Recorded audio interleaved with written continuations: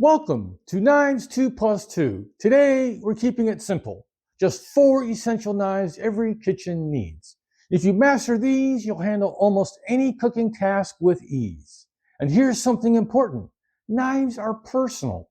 They should feel comfortable in your hand, well balanced, and suited to your style. Let's dive in.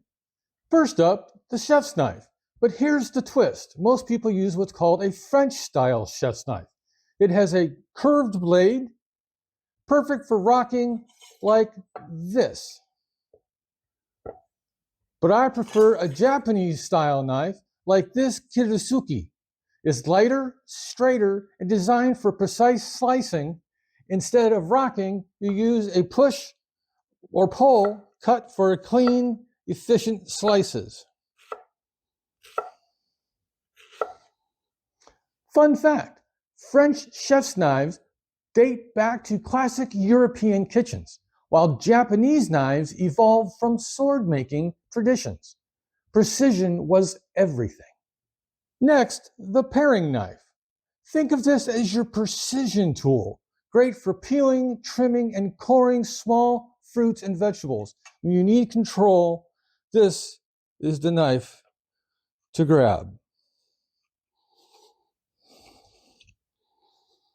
Fun fact, the word paring comes from the French word parer, meaning to trim. It's been a kitchen staple since the 16th century.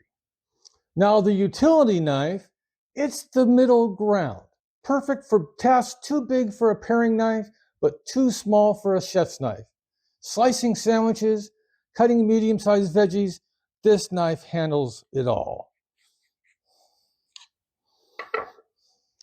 Fun fact, utility knives became popular in the mid-20th century as kitchens started focusing on multi-purpose tools.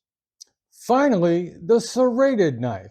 This one's for bread and delicate items like tomatoes. The trick is to let the teeth do the work.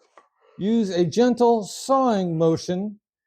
Don't press down. Fun fact, serrated knives were inspired by saw blades, and the design hasn't changed much in over 100 years. And that's Knives 2 Plus 2. 4 essentials for every kitchen. Chef's knife, French or Japanese, paring knife, utility knife, and serrated knife.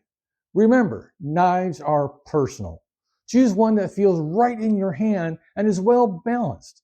And here's one last tip.